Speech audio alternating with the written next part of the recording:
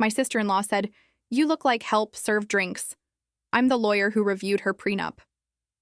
The words hung in the air between us, shimmering in the light of the crystal chandeliers that dripped from the 20-foot ceiling of her father's ballroom. Her name is Kimberly, and she delivered the line with a dismissive flick of her wrist, her diamond bracelet catching the light and momentarily blinding me. She didn't recognize me, of course. To her, I was just a woman in a simple black dress who didn't quite belong among the silk and glittering jewels of her engagement party.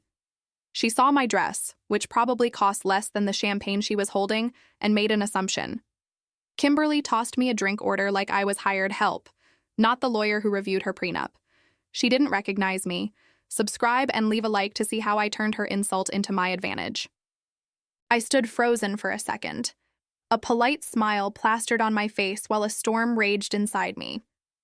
The orchestra was playing something soft and classical in the corner, the sound lost in the sea of polite laughter and clinking glasses. My husband, William, who also happens to be Kimberly's older brother, was across the room talking to his father, Albert. They were the kings of this castle, and I was the court jester who hadn't even been given a costume. "I'm sorry," I said, my voice dangerously calm. "I think you have me mistaken for someone else." Kimberly barely looked at me. She waved a hand vaguely towards the bar. "Well, whoever you are, be a dear and get me another one of these, and tell them to go easy on the bitters this time." She turned her back on me then, dismissing me as if I were a piece of furniture that had spoken out of turn. I felt the heat rise in my cheeks. It wasn't just the insult. It was the casual cruelty, the effortless way she made me feel small and invisible. It was the story of my life since marrying into this family. But as I watched her laugh with her friends, I didn't feel anger. I felt a strange sense of power. Because Kimberly had no idea who I really was. She knew me as Sarah, William's quiet wife. She didn't know that 3 months ago, I was the junior associate at a top law firm tasked with reviewing the very document that would secure her future. Her prenuptial agreement with some tech billionaire. My father, a man whose hands were always stained with grease from working on cars, used to tell me, "Sarah, ink on paper is more honest than blood in veins." He believed in contracts, in clear terms, in the black and white reality of a signature on a dotted line. He didn't trust handshakes or promises made over expensive dinners. He trusted what was written down, what could be proven. And I had read every single line of Kimberly's proof. William finally noticed me standing alone and drifted over, his handsome face etched with a familiar, apologetic anxiety. "Hey, you okay? You look a little pale." "Your sister just asked me to serve drinks," I said flatly. He winced. A shadow passed over his eyes. "Oh, honey, I'm so sorry. She doesn't mean anything by it. You know how she is, she's just stressed with the party." It was his standard defense, a weak shield he used to avoid any real confrontation with his family. He loved me. I knew that, but he was terrified of the people who raised him. I looked past him, my gaze landing on Albert, the family patriarch. He was watching us, his expression unreadable. He was a man who communicated in silence and calculated gestures. He had never approved of me, the daughter of a mechanic who got into law school on a scholarship. I was not part of his grand design. The memory of the prenup flooded my mind. It was a fortress designed by the best lawyers money could buy. It protected generations of family wealth, walling it off from outsiders. But every fortress has a flaw, a loose stone, a forgotten passage. I had spent a week poring over that document, cross-referencing trusts and offshore accounts. I found it, a tiny, insignificant-looking clause buried in an appendix, related to a family trust that wasn't properly defined. It was a mistake, a small piece of sloppy lawyering, but it was there. A crack in the foundation. At the time, it wasn't my place to point it out. My boss had told me to just give it a standard review, but I remembered it. I had made a private note, a mental bookmark. Now, Kimberly's insult echoed in my ears. "Serve drinks." I smiled. A real smile this time, but it didn't reach my eyes. I looked at my beautiful, weak husband, at my cruel sister-in-law, and at the powerful old man who saw me as nothing more than a temporary inconvenience. They all thought I was just the help. They thought I was powerless. They had no idea that the help had read the blueprints to their kingdom. And in that moment, standing in a room full of people who looked right through me, I made a decision. That little crack in the foundation wasn't just a mistake. It was an invitation. And I was going to accept it. I took a deep, steadying breath, the air thick with the scent of expensive perfume and lilies. The storm inside me settled into a cold, quiet calm. William was still looking at me with those sad puppy dog eyes, waiting for me to either break down or make a scene. He expected one of those two reactions. He didn't know how to handle the third option, my silence. I gave him a small, tight smile and walked away, leaving him standing there, confused. I walked straight to the bar, my simple black heels sinking slightly into the plush Persian rug. The bartender, a young man in a starched white jacket, was busy juggling 3 shakers at once. He didn't see me right away. I wasn't demanding. I wasn't glittering. I was just a shadow at the edge of the light. "Excuse me," I said, my voice even. "Sarah, is that you?" a deep voice said from my right. I turned to see Thomas, a senior partner at the firm that represented Albert's company. He was a man in his late 50s with a kind face and sharp eyes that missed nothing. He was holding a glass of amber liquid. "I almost didn't recognize you out of your lawyer uniform," he said with a warm smile. "It's good to see you. I heard you did a phenomenal job on the preliminary review for the merger last spring." I felt a genuine smile touch my lips for the first time that night. "Thomas, it's nice to see you too." "And thanks. It was a lot of late nights." "The best ones always are," he said, taking a sip of his drink. "So, what brings you to the lion's den?" He gestured with his head towards Albert, who was now holding court with a circle of men who looked like they owned small countries. "I'm married to the lion's cub," I replied, my voice dropping a little. Thomas's eyes widened in realization. "Of course, William's wife. My apologies. I never made the connection." "Well, that makes you a very brave woman." He looked me over, his expression one of professional respect. "They're lucky to have you in the family. You have a sharp mind." The validation was like a drink of cool water after wandering in the desert. Here was a man who saw me for my intellect, for my work, not for my dress or my background. "Thank you, Thomas. That means a lot." The bartender finally turned to me. "What can I get for you, ma'am?" I remembered my mission. My smile faded, replaced by a neutral mask. "A glass of champagne, easy on the bitters." Thomas raised an eyebrow. "Celebrating something?" "Just fulfilling a request," I said smoothly. I watched the bartender pour the bubbling liquid into a tall, elegant flute. He handed it to me, and my fingers closed around the cool, slender stem. For a moment, I just looked at it. This was my role, the one they had assigned me. Fine. I would play it better than they could ever imagine. I would serve them exactly what they deserved. I nodded to Thomas. "It was good seeing you again." "You too, Sarah. Don't be a stranger at the firm. We miss having you around." I walked back through the crowd, the champagne flute held carefully in my hand. I felt 100 pairs of eyes on me, but they weren't really seeing me. They saw a woman carrying a drink, and their brains filed me away as unimportant. I passed William, who gave me a pleading look. I ignored him. I found Kimberly holding court with a group of women who all had the same professionally highlighted hair and surgically perfected noses. She was in the middle of a loud, animated story. She didn't even notice me approach. I waited patiently until she paused for a dramatic breath. "Your drink," I said, my voice just loud enough to cut through the chatter. I held out the glass. Kimberly turned, a flicker of annoyance on her face at being interrupted. She took the glass without a word of thanks, her eyes already scanning the room for someone more important to talk to.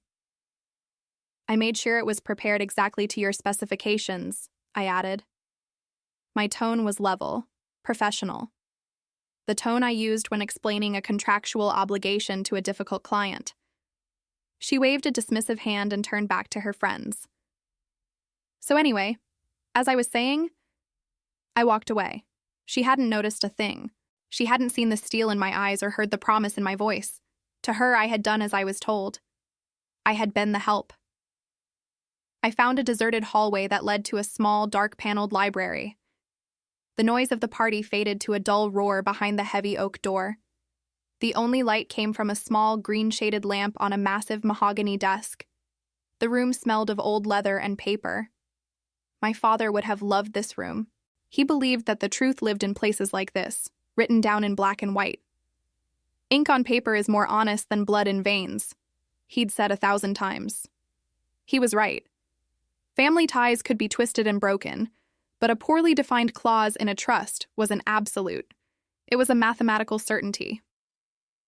I pulled out my phone. My hands weren't shaking anymore. I opened the secure legal app from my old firm, my login credentials still active for another 2 weeks. I typed in the case file number for Kimberly's prenup, a number I had memorized. The document appeared on my small screen, a fortress of legal text. I scrolled quickly, my eyes scanning past the boilerplate language, the waivers, the declarations of assets. I wasn't looking for the front gate. I was looking for the crack in the wall I knew was there. Appendix C, Schedule 4, Subsection B, the Evergreen Family Trust. My finger hovered over the screen. There it was. A single, ambiguous sentence. A ticking time bomb dressed in legal jargon. And I was the only one in this entire mansion who knew how to light the fuse. The drive home was silent. Not a peaceful silence, but a heavy, suffocating one. William kept his hands at 10 and 2 on the steering wheel of his expensive sedan, a car his father had bought him. He kept glancing at me, his mouth opening and closing like he wanted to say something but couldn't find the right words. I just stared out the window, watching the city lights blur into streaks of gold and white. The woman who had entered that party was not the same one leaving it. The old Sarah would have been crying. This Sarah was making a list. "Sarah, honey, please talk to me," William finally said, his voice cracking a little. "I'm so sorry about Kimberly. She can be thoughtless." "A thoughtless is forgetting to send a thank you card, William," I said, my voice as flat and cold as the glass against my cheek. That wasn't thoughtless. That was deliberate. She looked right at me and decided I was worthless. "She didn't mean it like that," he insisted, falling back on his worn-out script. "It's the stress of the wedding, the party." "Stop making excuses for her," I snapped, turning to look at him for the first time. His handsome face was full of pain. But for once, it didn't move me. I saw his weakness, and it was like a flaw in a contract, a loophole I could no longer ignore. "She does it because you let her. You all let her. Your father watches and says nothing. You see it and apologize. Nobody ever tells her she's wrong." He flinched. "What do you want me to do? Start a war with my own family?" "I want you to have a spine," I said quietly. The words hung in the car, more brutal than if I had shouted them. He didn't say another word for the rest of the drive. The next morning, I was up before the sun. William was still asleep, a troubled frown on his face. I didn't wake him. I made a pot of coffee, the strong, cheap kind my dad used to drink, and went into my small home office. It was more of a converted closet, but it was my space. I turned on my personal laptop, not the one from the firm, and opened a dozen different browser tabs. I was looking for information on the Evergreen Family Trust. Public records, old business filings, archived newspaper articles. I spent hours digging, fueled by black coffee and a cold, burning anger. The trust was old, established by Albert's father. It was supposed to be a simple vehicle for holding some family properties and investments, passing them down through generations. But the assets listed were vague. Various holdings, commercial properties, private equity stakes. It was a ghost, a shapeshifter on paper. The ambiguous clause I'd found stated that any asset not explicitly defined herein would be subject to reevaluation and distribution upon the marriage of a primary beneficiary. Kimberly was a primary beneficiary. Her marriage was the trigger. The sloppy lawyers who drafted her prenup had forgotten to close this ancient loophole. They probably didn't even know it existed. They had focused on protecting her from her new husband, not from the fine print of her own family's history. By midday, I found something. It was in the digital archives of a small-town newspaper from 40 years ago. A grainy photo of a younger Albert, standing next to another man, shaking hands in front of a half-finished building. The caption read, "Albert and partner Raymond break ground on new factory." Raymond. I didn't recognize the name. He wasn't mentioned in any of the family histories William had told me about. I did a search for Raymond's full name, which was listed in the article. The results were sparse. A few business records from the 70s, and then an obituary from 38 years ago. He had died suddenly in his early 40s. His company, which he had co-owned with Albert, was dissolved shortly after. According to the records, all assets were absorbed by Albert's holding company. There was no mention of Raymond's family, his wife, or any children. It was as if he had been erased. My heart started to beat faster. This was it. This was more than a sloppy clause. A trust is a story, written in legal language. And this story had a missing chapter. What happened to Raymond, and what happened to his half of the business? I pulled up the original incorporation documents for the company he and Albert had started. And there it was. A name listed as a minor shareholder, holding a 2% stake. A name that made the air freeze in my lungs. It was a name I had seen before, buried deep in the list of dormant, undefined assets of the Evergreen Family Trust. It was Raymond's wife. Her shares had been transferred into the trust after his death, and then forgotten, left to sit like a loaded gun in a dusty attic for nearly 4 decades. And I knew with the certainty of a lawyer who has just found the key piece of evidence that Albert never, ever wanted anyone to find it. The help had just stumbled upon the family's biggest secret. I spent the rest of the day in a fugue state, piecing together a ghost's life. Raymond's wife was named Eleanor. I found her name on the shareholder document, a faint signature on a 40-year-old piece of paper. My father was right. Blood could lie, memories could fade, but this ink was a permanent whisper from the past. Eleanor had passed away 10 years ago, but the public records showed she had one child, a daughter. Her name was Grace. Finding Grace was harder. She wasn't on social media.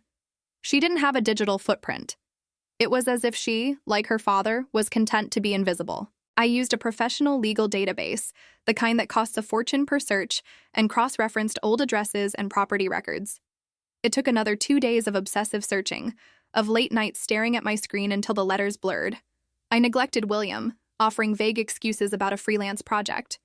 He was too wrapped up in his own guilt to question me. Finally, I found her. Grace lived in a small town 3 hours north, in a modest blue house with a well-tended garden. She was 62 years old and worked as a librarian at the local elementary school. She had never married and had no children. She was the last of her line, the sole heir to a fortune she knew nothing about. I stared at the address on my screen for a long time. This was the point of no return. Once I contacted her, I was no longer just a disgruntled daughter-in-law. I was an active participant in dismantling the family I had married into. I was lighting the fuse. I thought of Kimberly's sneer, of Albert's dismissive gaze, of William's spineless apologies. I printed out the directions. The drive up was nerve-wracking. I rehearsed what I would say 100 times, but every version sounded insane. "Hello, my name is Sarah, and I believe your dead father was swindled by my billionaire father-in-law, and you're secretly rich." It sounded like a scam. I decided to just be honest. Grace's house was exactly as I'd pictured it. Small, tidy, with pots of bright red geraniums on the porch. A friendly-looking golden retriever was sleeping in a patch of sun on the lawn. I took a deep breath and knocked on the door. The woman who answered was tall and slender, with kind, intelligent eyes and silver hair pulled back in a simple bun. She wore a cardigan over a plain cotton dress. She looked at me with polite curiosity. "Can I help you?" she asked, her voice soft. "Are you Grace?" I asked, my own voice sounding thin. "I am," she said, a small frown forming. "I'm sorry, have we met?" "No, we haven't. My name is Sarah. I'm a lawyer. I know this is going to sound very strange, but I'm here to talk to you about your father, Raymond." Her entire posture changed. The warmth in her eyes cooled to a guarded caution. "My father passed away a very long time ago." "What about him?" "I was reviewing some old legal documents for an unrelated matter, and I came across his name. And your mother's. I believe they may have had an interest in a trust that was overlooked. Grace crossed her arms. Overlooked? Miss Sarah, was it? I don't know what kind of game you're playing, but my parents didn't have any trusts. My father was a mechanic who started a small factory with a friend. When he died, the friend bought my mother out. She got a few $1,000s. Enough to raise me. But that was it. We never had any money. The friend? I said, my heart pounding. Was his name Albert? Grace's eyes widened. It was a flicker, but it was there. A spark of a memory she had probably buried for decades. Yes. Albert. I haven't heard that name in years. He came to the funeral, gave my mother an envelope with cash in it. Grace, I don't think he just bought her out. I think he absorbed your father's shares into a family trust and never told her the full value. I think he stole your inheritance. She stared at me, her face pale. That's a terrible thing to say. Albert was my father's best friend. Friendship doesn't always show up on paper, I said gently, echoing my father's wisdom. I have the documents, the trust formation, the shareholder logs. Your mother's name is on there, holding 2% of a company that is now worth billions. That 2% was never bought out. It was just forgotten, left to sit in a legal blind spot for 40 years. She was silent for a full minute, just looking at me, searching my face for any sign of deception. The golden retriever got up and nudged her hand, whining softly. She absent-mindedly stroked its head. Why? She finally whispered. Why are you doing this? Who are you? I took a breath. This was the hardest part. I'm married to Albert's son. A look of profound distrust settled on her face. So you're one of them. This is some kind of trick. No, I said quickly, holding up my hands. It's the opposite. They don't know I'm here. They don't know I found this. They don't treat me very well. They think I'm nobody. I looked her straight in the eye. And I want to prove them wrong. She saw the truth in my expression. The raw, honest humiliation. She was a librarian. She spent her life reading stories, reading people. She could see mine. She slowly unlatched the screen door. You'd better come in, she said. I think I have a box of his old things in the attic. Maybe there's something in there. I stepped inside Grace's home and it felt like entering a different century. The air smelled of old paper, lemon polish, and faint, sweet pipe tobacco, a ghost of a scent from a man long gone. Unlike the cold, cavernous marble of Albert's mansion, her house was warm and full. Bookshelves overflowed in every room, stacked 2 deep, with more piles on the floor and on every available surface. It was a cozy fortress built of stories. The golden retriever patted over and rested its head on my knee for a moment, before settling onto a worn rug by the fireplace. The attic is this way, Grace said, her voice still a little shaky. I haven't been up there in years. After my mother passed, I just closed the door. She led me to a narrow hallway where a cord hung from a square panel in the ceiling. She pulled it, and a set of rickety wooden stairs unfolded with a groan. A wave of dry, dusty air washed over us. I could see the faint outlines of stacked boxes and furniture draped in white sheets, like sleeping giants. It was the attic of a life, a family's entire history packed away and forgotten. What are we looking for exactly? She asked, her hand on the first step, hesitating. Anything from his business, I explained. Letters, ledgers, contracts, diaries, anything that mentions Albert or the company, especially from around the time your father got sick. We climbed the creaking stairs, our footsteps echoing in the silence. The attic was surprisingly large, with a single round window at the far end that let in a sliver of afternoon light, illuminating swirling dust motes. Grace pointed to a corner stacked high with cardboard boxes, their labels faded and written in a looping, elegant script. Raymond's office, 1982, one of them read. Raymond, that was her father's name.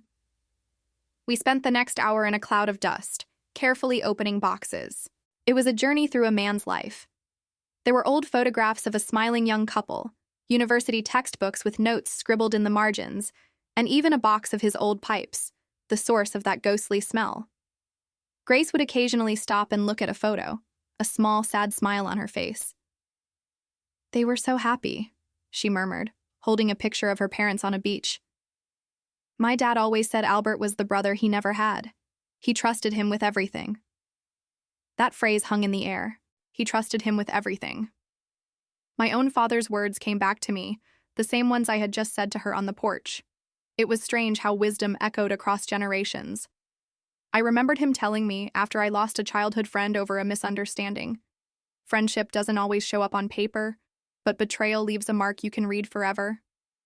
"Grace, look at this," I said, my voice muffled by the dust. I had found a heavy wooden chest tucked behind a stack of old magazines. It wasn't locked. I lifted the lid, and inside, nestled among yellowed newspapers, were several leather-bound ledgers and a small personal journal. It was exactly what I had hoped for. I handed the journal to Grace. Her name was embossed in gold on the cover. Raymond. Her hands trembled as she took it. She sat down on an old trunk, the golden retriever resting its head in her lap as if sensing her distress, and opened it. The pages were filled with that same elegant script from the boxes. "It's his," she whispered, tracing the ink with her finger. She flipped through the pages, her eyes scanning his words. She read silently for a few minutes, her expression shifting from nostalgia to confusion, and then to a dawning, heartbreaking understanding. "Read this," she said, her voice cracking. She pointed to an entry dated about a year before he passed away. I leaned over, the single beam of light from the window falling across the page. The ink was slightly faded, but the words were clear. "October 12th, it read. "Doctor's visit today was not good news. The fight ahead will be long. Thank God for Albert. He came by this evening and we talked for hours. He promised to look after everything, to manage my shares and make sure Eleanor and Grace are taken care of, no matter what happens. He said it was a gentleman's agreement, stronger than any contract lawyers could write. I put my family's future in his hands. There is no man on earth I trust more." I looked up at Grace. A single tear was rolling down her cheek, leaving a clean track in the dust on her skin. This wasn't a legal document. It wouldn't hold up in court on its own. But it was something more powerful. It was proof. Proof of the trust that had been broken, the friendship that had been betrayed, and the promise that had been buried for 40 years. It was the heart of our story. And I knew, sitting there in the dusty silence of her family's past, that this was the weapon that would bring down Albert's entire glittering empire. We stayed in the silence of the attic for a long time, the dust settling around us like a shroud. Grace held her father's journal to her chest, her sobs quiet and broken. The golden retriever whined softly, nudging her hand with its nose. I put a hand on her shoulder, feeling the slight tremble that ran through her. The single beam of light had shifted, now illuminating a different corner of the past, leaving the wooden chest in shadow. The words from the journal echoed in my mind. A gentleman's agreement, stronger than any contract. It was the kind of noble, naive sentiment that men like Albert preyed on. "We should take these downstairs," I said gently, my voice sounding loud in the stillness. "All of it. The journal, the ledgers, anything that looks like a financial record." Grace nodded, wiping her eyes with the back of her hand, smearing the dust on her cheek. Together, we carefully lifted the heavy ledgers from the chest, our movements slow and deliberate, as if we were handling fragile artifacts in a museum. We found 2 more boxes labeled financials and carried everything down the creaking stairs, leaving the ghosts and their memories behind in the dusty half-light. Downstairs in her warm, sunlit kitchen, the reality of what we found felt even more stark. The scent of old paper and leather mingled with the faint aroma of the tea she had made earlier. We spread the ledgers across her large oak table. They looked out of place against the cheerful floral tablecloth. Grace sat down, her hands wrapped around a fresh mug of tea, though she didn't drink it. She just stared at her father's elegant handwriting in the open journal. "I can't believe it," she whispered. "All these years, my mother and I, we just thought the business had a few bad years after he was gone. Albert would send us reports, full of complicated charts and numbers. He'd visit at Christmas with expensive gifts and tell us how he was doing his best to honor Raymond's legacy. He called my father his brother." "Men like Albert are good at building worlds out of words, Grace," I said, opening the first ledger. The pages were filled with columns of numbers, meticulously recorded. This journal is powerful. It tells a story. It shows intent and establishes the depth of your father's trust. A jury would feel this, but a judge would call it hearsay. On its own, it's not enough to win in court. Grace looked defeated. So it's useless? No. It's our map. I corrected her, my eyes scanning the columns. It tells us where to dig. My dad used to say, "Friendship doesn't always show up on paper, but betrayal leaves a mark you can read forever." We're looking for that mark, Grace. The one Albert left when he thought no one was watching. A number in the wrong column, a signature on the wrong date, a transfer to an account that shouldn't exist. The journal is the why. These ledgers are the how. For the next 2 hours, we pored over the books. It was a slow, painstaking process. Raymond's records were perfect, his handwriting consistent, every entry balanced. We moved from the year before he got sick into the months during his illness. Then we got to the ledger for the year he passed away. I could feel a shift in the energy of the room. This was it. This was the moment where everything changed. I flipped through the pages, my fingers tracing the lines of ink. January, February, March. Everything normal. Business expenses, payroll, profits, reinvested. Then, in late October, a week after the date of that final journal entry, I saw it. It wasn't a massive, glaring error. It was small, almost insignificant, tucked away at the bottom of a page. A transfer of $50,000. The description simply read, "Consulting fee, Pershing Holdings LLC." It was the name that caught my eye. Pershing Holdings. It sounded corporate and anonymous, just like 1,000 other shell companies. But I had seen it before. Years ago, when I was a junior associate, I'd been tasked with researching the corporate structures for a dozen of our firm's wealthiest clients. Albert was one of them. I remembered spending a week mapping out his web of LCs and trusts, a labyrinth designed to minimize taxes and maximize privacy. "Grace," I said, my voice low and steady. "Do you know a company called Pershing Holdings?" She frowned, thinking. "No, I've never heard of it. Was it one of Dad's suppliers?" "I don't think so," I said, my heart starting to beat a little faster. I continued turning the pages. A month later, another payment to the same LLC, this time for $75,000, and another a month after that. They continued for 6 months, right up until Raymond died. After his death, the payments stopped, but something else happened.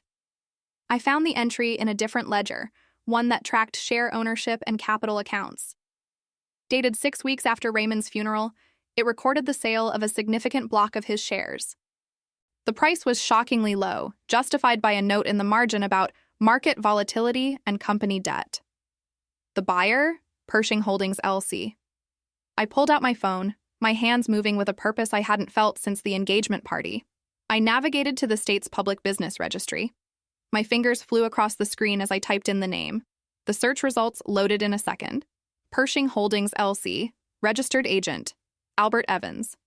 Principal address, the same as Albert's corporate headquarters. I turned the phone around and showed it to Grace. She leaned in, her eyes widening as she read the name. The color drained from her face. It wasn't a gentleman's agreement. It was a heist, planned and executed while his brother was on his deathbed. Albert hadn't just managed Raymond's shares. He had used a secret company he owned to buy them for pennies on the dollar, bleeding the business with fake consulting fees to drive the price down first. This was the mark. This was the ink that would last forever. And we had just found it. The silence in the room was heavy, thick with the ghost of a 30-year friendship. Grace stared at my phone screen, her breath catching in her throat. She traced Albert's name with a trembling finger, as if touching it might prove it was a forgery, a mistake. But it was there, in the cold official font of the state registry. Undeniable. "He wouldn't," she whispered, the words a fragile defense against the flood of truth.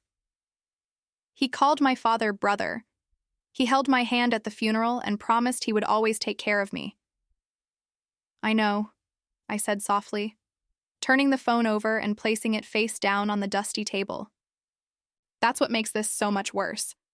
This wasn't just business, Grace. This was a betrayal of the highest order. I walked over to the ledger and pointed at the columns. Look, he created fake consulting fees payable to a company he secretly owned. It was like drilling a hole in a boat. He let the company's value slowly sink, month by month. Then, when your father was gone and the company looked like it was drowning in debt, his secret company swooped in and bought your father's shares for pennies. He didn't just take over the business. He made sure he paid almost nothing for it by stealing from it first. Grace finally looked up from the table, and the grief in her eyes had been replaced by a cold, hard fire. That man delivered the eulogy. He talked about loyalty and brotherhood. He stood over my father's casket and lied.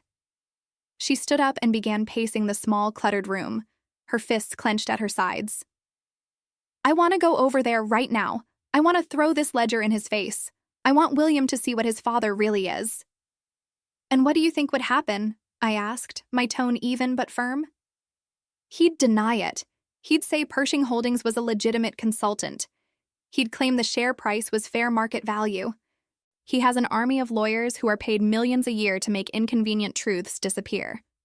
We have the how, but they will bury it in legal jargon and paperwork until no jury can make sense of it. I paused, letting my words sink in. I saw the fight in her eyes, but also the dawning realization of the mountain we had to climb. Albert wasn't just a man. He was an institution, protected by walls of money and influence. We have the documents, the numbers, I continued, but it's just ink on paper. As my dad used to say, friendship doesn't always show up on paper, but betrayal leaves a mark you can read forever. We found the mark, Grace. But to make other people see it, we need a translator. We need a human voice to go with these numbers. She saw my dress and made an assumption, treating me like furniture. What would you do in my place? Comment what you think and share if you understand this struggle. Grace stopped pacing and looked at me, her brow furrowed. A translator? What do you mean? I mean, we need someone who was there, someone who saw what Albert was doing, someone who can stand up in a courtroom and tell a jury, yes, I remember that payment, and it was not for consulting. We need to find a witness, a weak link in Albert's perfect story. We both fell silent, thinking. Who would have been in a position to know? Who would have had access to the books but wouldn't have been a part of the scheme? The answer would have to be someone Albert thought was insignificant, someone he overlooked. The accountant, Grace said suddenly, her eyes widening.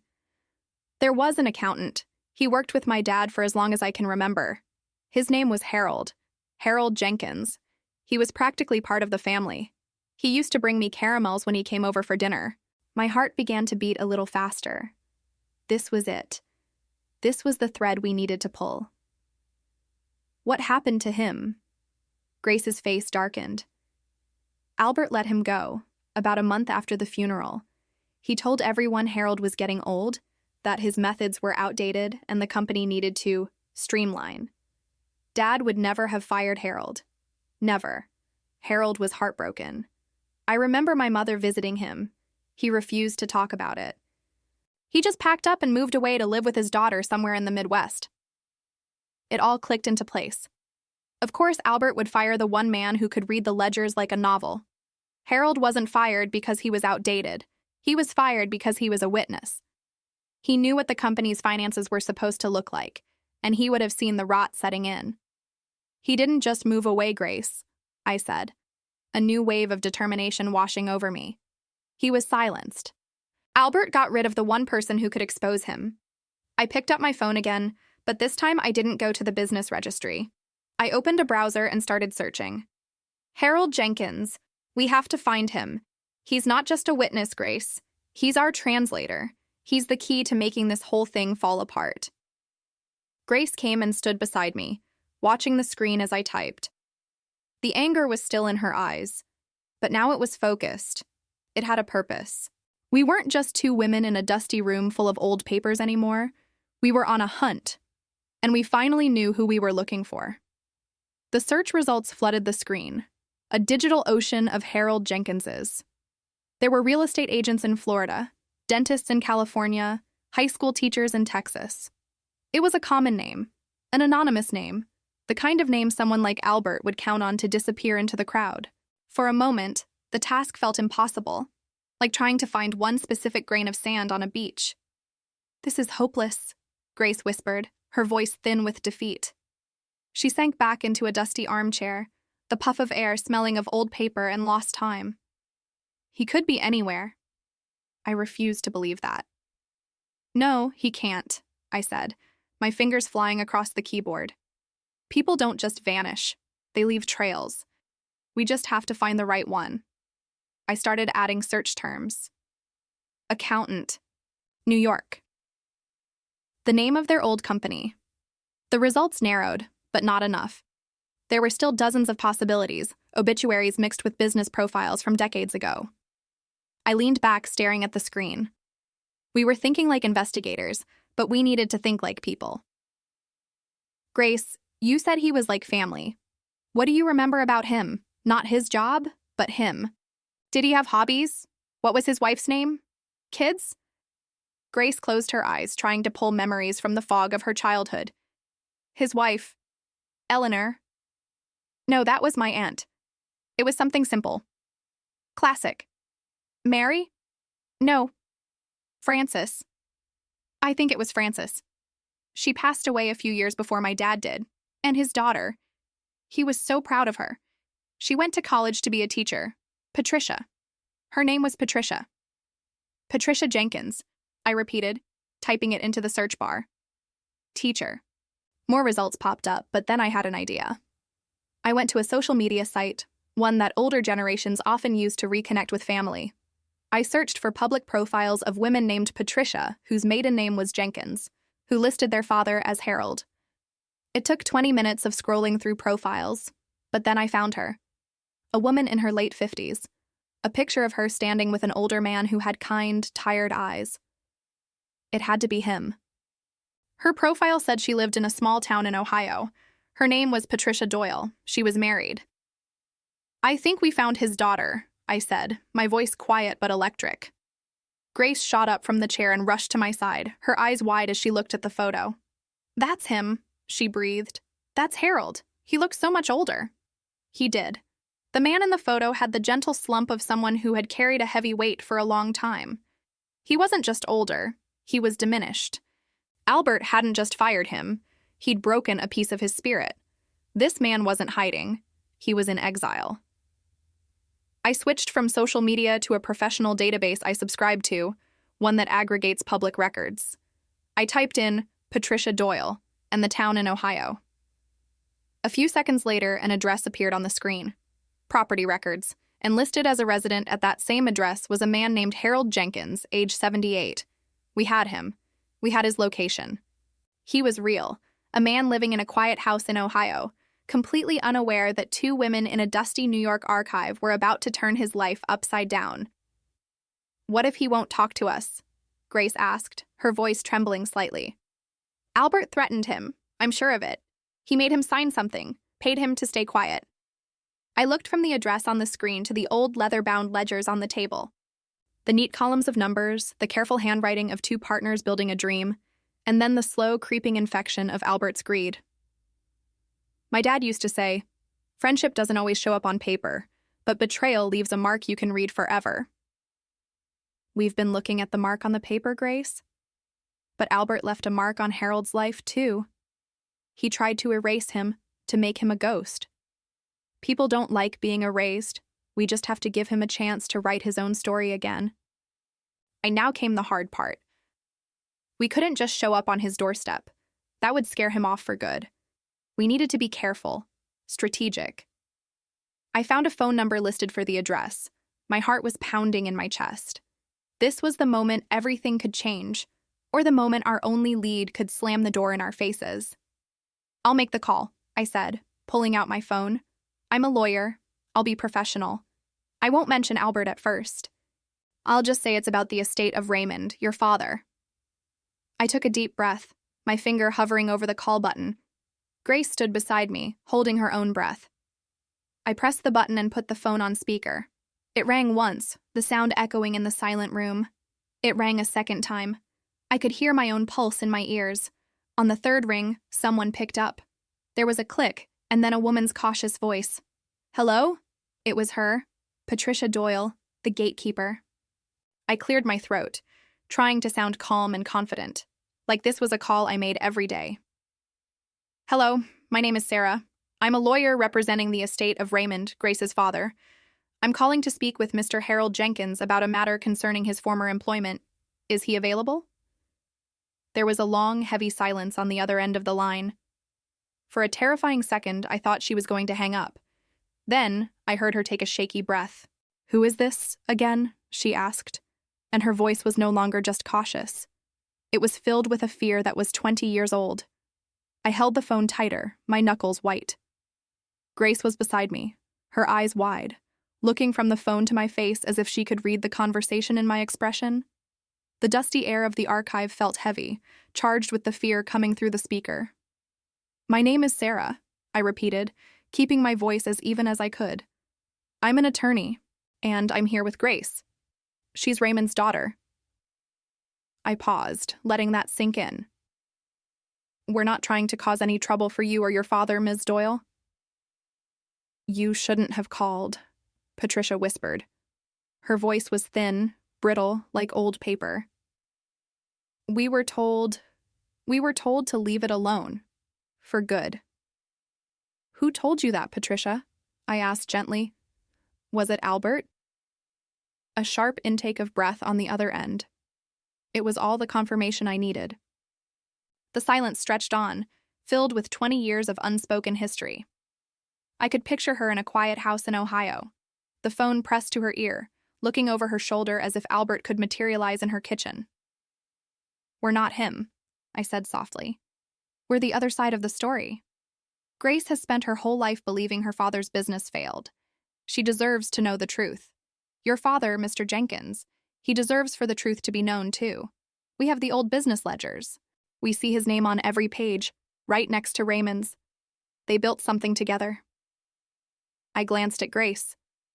A single tear was tracing a path through the dust on her cheek.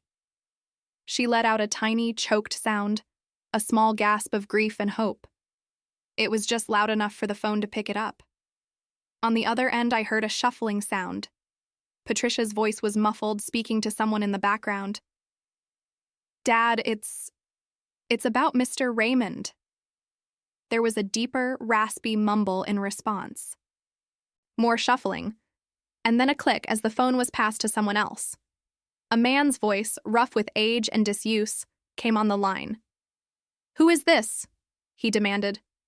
There was no fear in his voice, only a deep, weary authority. This was Harold Jenkins. "Mr. Jenkins, my name is Sarah. I am an attorney representing Raymond's estate, specifically his daughter Grace, who is with me now. We have been reviewing the original partnership documents and ledgers. We believe your partner and your friend was wronged by Albert." The name hung in the air.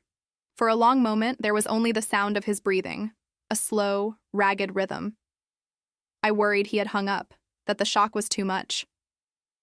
"What do you know?" he finally said, his voice low and dangerous. "I know that you and Raymond started with a 50-50 partnership in 1978, I began, my own voice gaining strength. "I was on solid ground here, the ground of facts and figures. I know your profits doubled every year for 5 years, and I know that in 1983 the records become confusing. Albert's name appears on a new incorporation document. Your signature is on a dissolution agreement dated 6 months later, but the payment recorded is less than 1% of the company's value at the time." Another long silence. Grace was holding her breath next to me. "You've done your homework," Harold Jenkins said. There was a new note in his voice. Not trust, not yet, but a flicker of something else. Respect, maybe. "But papers don't tell you anything. They don't tell you about the threats. They don't tell you what a man like that is capable of." "Then tell us," I urged, my heart pounding. "Help us understand. Help Grace understand what happened to her father." "Talk is cheap," he rasped, "and dangerous. Albert has long arms." "We know," I said. "I'm married to his son." The shock on the other end of the line was a palpable thing. I could feel it radiating through the phone. This was my trump card, the piece of information that proved I understood the stakes, that I was inside the fortress we were trying to bring down. You're one of them? He asked, his voice thick with suspicion. No, I said firmly. I'm one of you. I'm on the side of the people Albert tried to erase. We can't fix this over the phone, Mr. Jenkins. Grace and I, we want to come to Ohio. We want to meet you, show you what we've found, and hear your story. Face to face.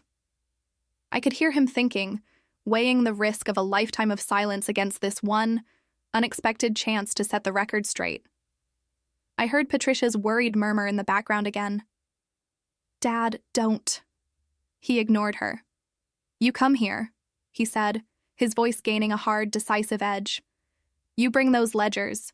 You bring Raymond's daughter, and you can tell me what you think you know. Relief washed over me so intensely I felt dizzy.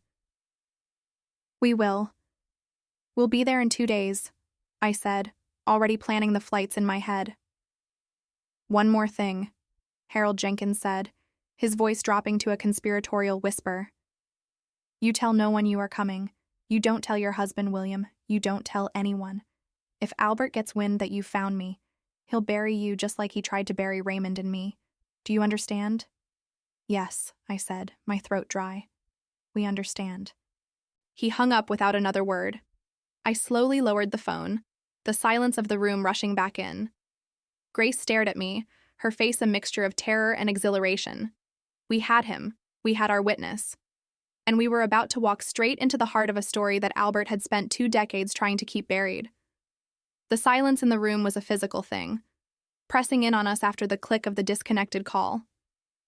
Grace was staring at me, her eyes wide, a universe of fear and hope swirling within them. We had our witness. We had a thread to pull, and we both knew it could unravel everything. But Harold Jenkins's final warning echoed in my ears. Don't tell your husband. My stomach twisted into a cold, hard knot. The man I loved, the man I had built a life with, was now on the other side of a wall I had to build, brick by painful brick. We have to go, Grace whispered, her voice trembling slightly. We have to. I know, I said, my own voice steadier than I felt. I was already running through the logistics. Flights, a rental car, a cover story that would hold up under William's gentle but perceptive questioning. I'll handle it. I need you to pack a small bag. Nothing fancy. We need to look like we belong, not like we're on vacation. She nodded, a new resolve hardening her features. This was for her father, Raymond. This was for the truth. Calling William was one of the hardest things I've ever had to do. I stepped into the hallway, my back against the cool plaster wall, and dialed his number. He answered on the second ring, his voice warm and familiar, a sound that usually felt like home but now felt like a betrayal. Hey you, he said. Is everything okay? You've been quiet tonight. Everything's fine, I lied, the word tasting like ash in my mouth. Listen, something's come up with the Doyle case. An old witness surfaced unexpectedly. My boss wants me to fly out to Ohio tomorrow morning to take a deposition. It's last minute, I know. The Doyle case was a real, complicated corporate litigation I'd been working on for months. It was the perfect cover. Plausible, boring, and something William wouldn't question the details of. Ohio? He said, a note of disappointment in his voice. Wow, okay. For how long? Just a couple of days, I said, trying to keep my voice light. I should be back by the end of the week. I'm so sorry. I know we had plans. Don't be sorry, he said, and his kindness was like a knife. It's your job. You're brilliant at it. Just be safe, okay? Call me when you land. I will, I promised. I love you. I love you too, he said, and we hung up. I leaned my head back against the wall, closing my eyes. Every word of that conversation felt like a small tear in the fabric of our marriage. I could only hope that when this was all over, I'd be able to stitch it back together. The flight to Ohio was in coach middle seats.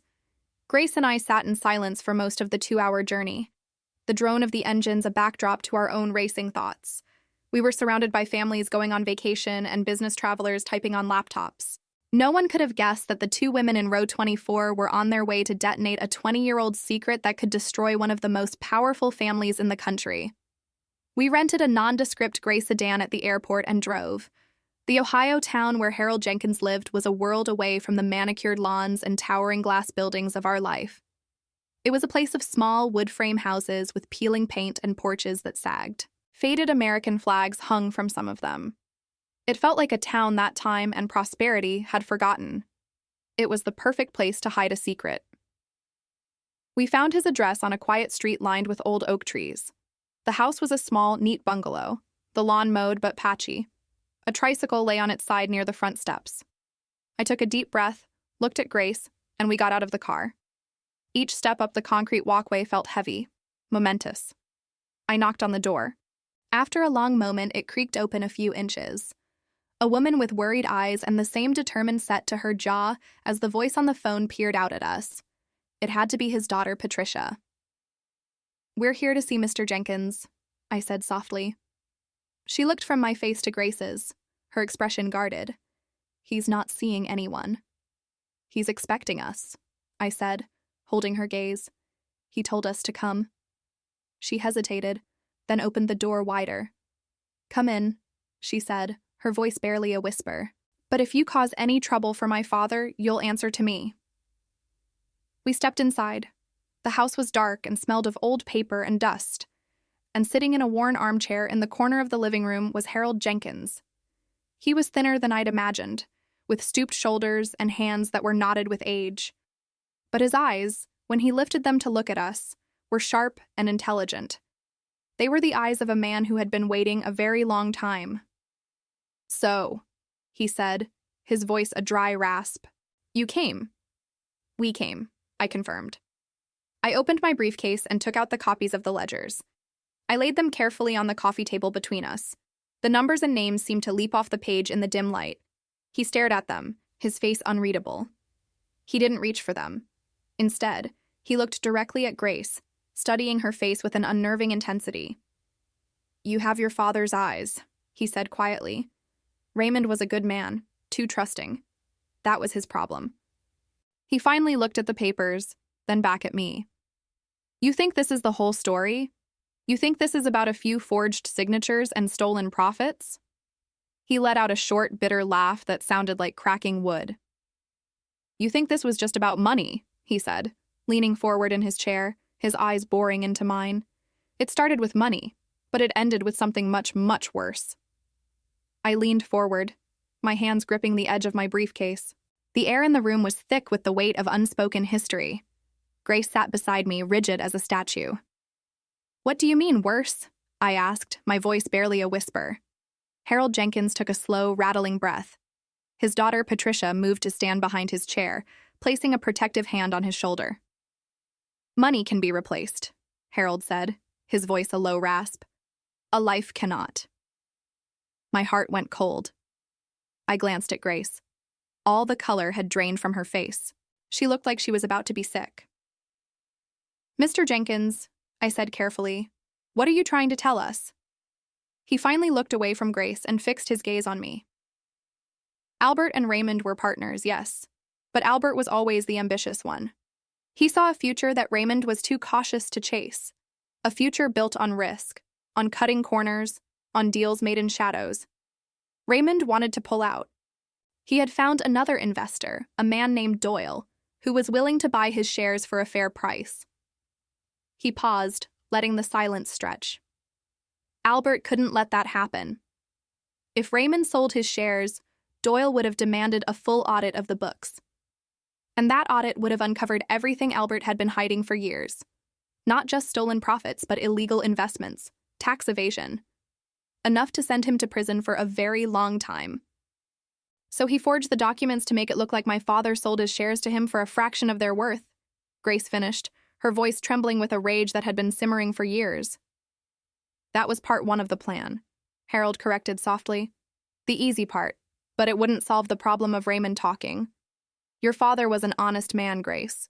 He would have gone to the authorities the moment he realized the depth of the fraud." Harold's eyes looked haunted, as if he were seeing ghosts in the dusty corners of the room. "So Albert had to silence him, permanently. The words hung in the air, monstrous and unbelievable. Are you saying Albert killed my father?" Grace whispered, tears finally spilling down her cheeks.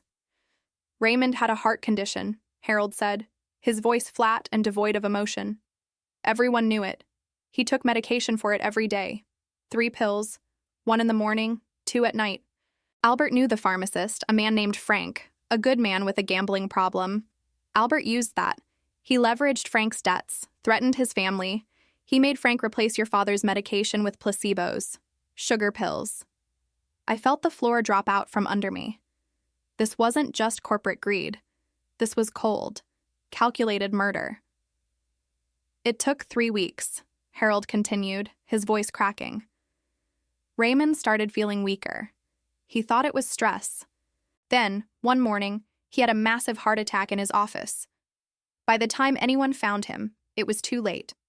The doctors said it was his condition. No one suspected a thing. Albert gave a beautiful eulogy at the funeral. Grace let out a sob, a raw, broken sound that tore through the quiet room. Patricia moved to her side, putting a comforting arm around her shoulders. I, on the other hand, felt a cold fury solidifying in my veins. My mind was racing, connecting the dots, seeing the full, horrifying picture. "How do you know this?" I asked Harold, my voice sharp and focused. "Your word against his won't be enough." He nodded slowly. "I know. I was Albert's accountant. I saw things. I heard things. I suspected, but I couldn't prove it. I was a coward. I was afraid of him. So I quit. But my conscience, it never let me rest." He gestured with a trembling hand toward a small, locked wooden box on a side table. After the funeral, Frank, the pharmacist, came to see me. He was a broken man, consumed by guilt. He wrote and signed a full confession detailing everything Albert made him do. He gave it to me for safekeeping and left town that night. I never heard from him again. He looked at me, his eyes pleading. "I've kept it all these years. I was too scared to come forward. Albert is a powerful man, but I'm an old man now. I'm not long for this world. I need to make this right before I go." Patricia walked over to the box, unlocked it with a tiny key she wore on a chain around her neck, and brought it to me. I opened it. Inside, yellowed with age, was a single folded piece of paper. I carefully unfolded it. It was a handwritten letter, signed by a man named Frank, detailing every step of Albert's monstrous plan. It was the weapon we needed, the one thing that could tear down Albert's entire empire.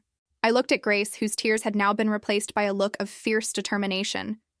"He's not going to get away with this," she said, her voice low and dangerous. I closed the box and put it in my briefcase, the click of the latch echoing in the silent room. "No," I agreed. "He's not."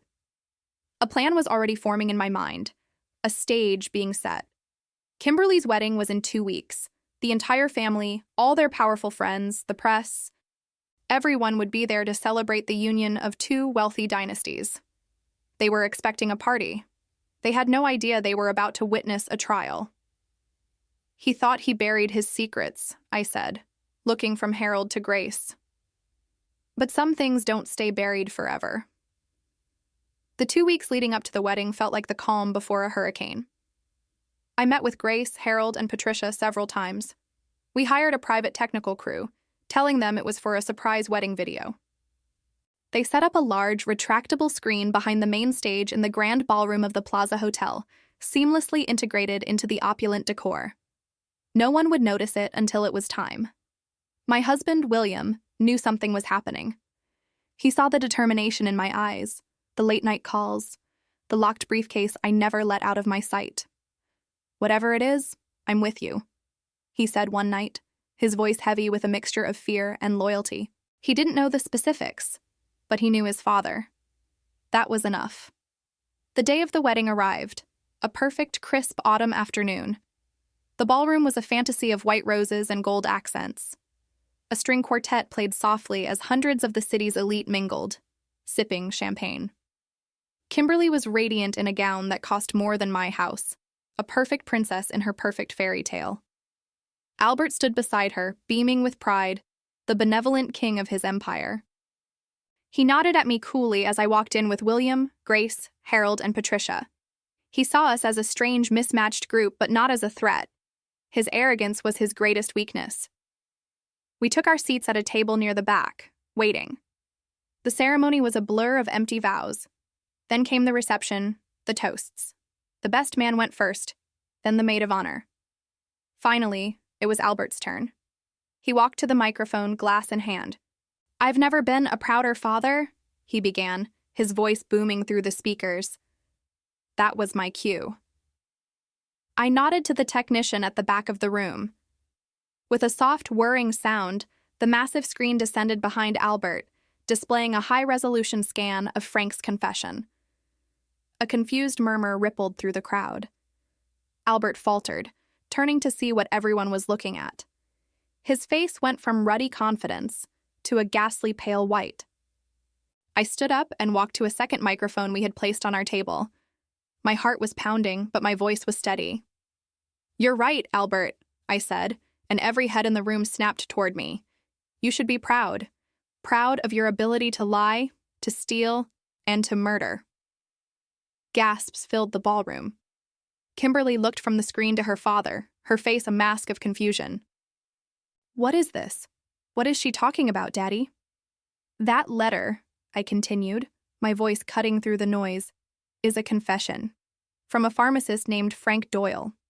It details how you, Albert, blackmailed him into replacing my father, Raymond's heart medication with sugar pills." The room fell into a dead, shocked silence. I could see Grace clutching Harold's hand, tears streaming down her face. "You murdered my father for his company.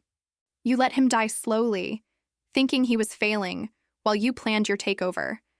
You gave the eulogy at his funeral." "Lies!" Albert roared, finding his voice. "This is slander. She's a bitter, jealous woman trying to ruin my daughter's wedding." "Am I?" I asked calmly.